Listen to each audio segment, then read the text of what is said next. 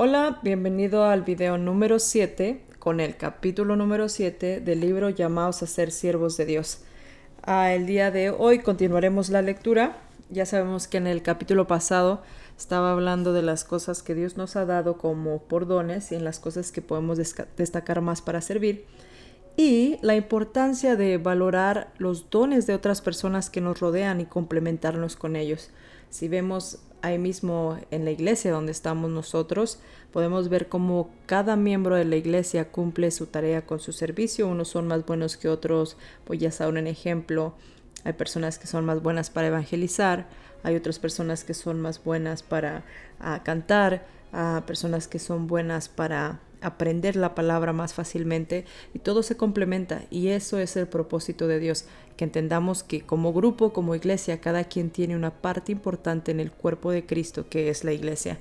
Así que bienvenido, bienvenida, y continuemos con la lectura. Capítulo 7. Los que ministramos debemos poner a otros por delante de nosotros, pero el Señor debe ocupar siempre el primer lugar. Las palabras de Pablo: nosotros, como vuestros siervos por amor de Jesús, 2 de Corintios 4:5, nos dan el verdadero orden de las prioridades, de las tres personas involucradas en el ministerio: el Señor, el ministro y la persona ministrada. El Señor debe ser siempre el primero. He encontrado al menos 7 lugares en la ley de Moisés donde se les dice a los sacerdotes que deben servir a Jehová. Véase especialmente Éxodo 28, 1, 3, 4 y 41. Según la enseñanza de la palabra, los sacerdotes estaban obviamente para ministrar a los israelitas cuando éstos ofrecían sus sacrificios y para ayudarles a resolver sus litigios o pleitos, pero su primera responsabilidad como sacerdotes era para con el Señor y no con los hombres. Encontramos el mismo énfasis en el Nuevo Testamento cuando Bernabé y Saulo se encontraban ministrando al Señor en la iglesia de Antioquía. El Espíritu los llamó al servicio misionero. Hechos 13:2. Tenemos estas palabras para guiarnos: y todo lo que hagáis, hacedlo de corazón, como para el Señor y no para los hombres, sabiendo que del Señor recibisteis la recompensa de la herencia, porque a Cristo el Señor servís. Colosenses 3:23-24. El orden es: Cristo primero, otros los segundos, nosotros los últimos. Enfocarse en servir al Señor hará que todo sea diferente en su ministerio. Lo primero es que se sentirá motivado a hacer su tarea y no buscar excusas. Si usted sirve solamente para ganarse un salario, nunca hará todo lo mejor que pueda mientras que piense que no le pagan bien.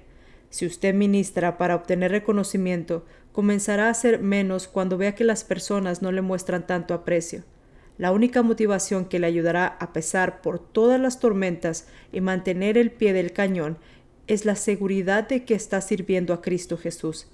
Pablo se llamó a sí mismo siervo, esclavo de Jesucristo, y los esclavos no tenían el privilegio de decir no. Otro resultado de servir primeramente a Cristo es que quiere hacerlo mejor. Los sacerdotes negligentes del tiempo de Malaquías no estaban dando a Dios lo mejor, y él reprendió por ello. Ofrecían animales defectuosos: el cojo, el enfermo, el hurtado. Preséntalo pues a tu príncipe, le reprochaba Jehová. ¿Acaso se agradará de ti o le serás acepto? Malaquías 1:8. La mayoría de nosotros reconocemos que cuando hacemos algo para alguien que verdaderamente amamos, para alguien que significa mucho para nosotros, nos esforzamos todo lo necesario para hacer lo mejor que podamos. Ninguna demanda es demasiado difícil y ningún sacrificio es excesivo. Cuando Jacob trabajó 7 años para conseguir a Raquel como esposa, aquellos 7 años de gran esfuerzo le parecieron como pocos días porque la amaba. Génesis 29:20. Nunca hice un sacrificio, dijo el misionero David Livingstone. No debemos hablar de sacrificio cuando recordamos el gran sacrificio que Él hizo, dejando el trono del Padre en el cielo para darse por nosotros. Cuando C.T. Studd tenía 52 años, lo dejó todo para marcharse al África y a las personas le decían que era un tonto. Studd contestaba: si Cristo Jesús, siendo Dios, lo dejó todo y murió por mí, entonces ningún sacrificio es demasiado grande para que yo lo haga por él. Cuando usted pone a Cristo el primero en su ministerio y realiza la tarea como para el Señor, no solo hace más y lo hace lo mejor, sino que la carga es ligera. Al contrario de lo que el hombre dijo en la parábola de los talentos, Cristo Jesús no es un hombre duro, para quien resulte difícil trabajar. Mateo 25, 14, 30. Él afirma que su yugo es fácil y ligera mi carga. Mateo 11, 30. Y es cierto. Prefiero tener a Cristo Jesús como mi Señor, amo, patrón, dueño, antes que a ningún otro que conozco. Él me ama, conoce toda mi vida, me hizo, conoce el futuro y me da el poder que necesito para servirle eficaz y fructíferamente. Cuando fallo, Él me perdona y me ayuda a comenzar de nuevo. Nunca me deja ni me desampara y me recompensa generosamente, aunque no lo merezco. ¿Podría usted desear un señor, un amo, un patrón, un dueño mejor que ese? Algo más sucede cuando usted pone a Cristo Jesús el primero en su ministerio. Deja de observar a otros cristianos y de juzgarlos por lo que hacen o lo que Dios hace con ellos. Observar a los demás es un pasatiempo popular entre los obreros cristianos, pero es peligroso.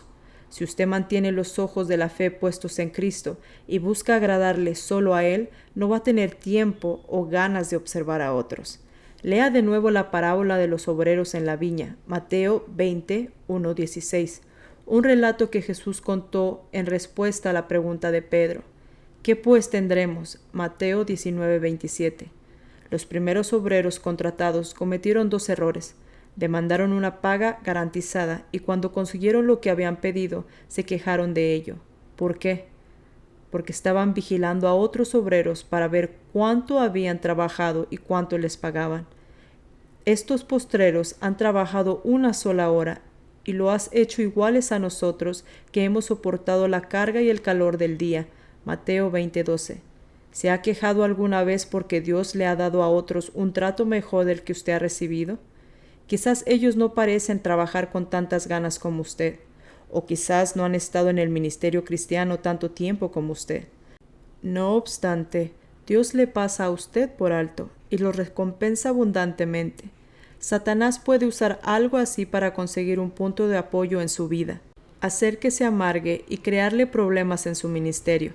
Pero si usted está trabajando solo para Cristo, no se sentirá fastidiado por lo que otros obreros hagan o por lo que Dios les dé a ellos. Tampoco va a tratar de regatear con Dios para asegurarse que recibe la parte de vida que le corresponde. Si lo hace, usted saldrá perdiendo, porque Dios todavía da lo mejor a aquellos que le permiten escribir el contrato. Hace algunos años me vi a mí mismo preocupado como aquellos obreros de la parábola, quejándome a Dios porque me estaba tratando mal mientras que bendecía a otro obrero que yo había estado observando. Un domingo por la mañana, nuestro pastor había salido de la ciudad y el predicador invitado era el Dr. Vernon Grounds, el rector del Seminario Bautista Conservador de Denver. Cuando leyó el versículo base de su sermón, me di cuenta que iba directo a mí. ¿Qué a ti? Sígueme tú. Juan 21:22.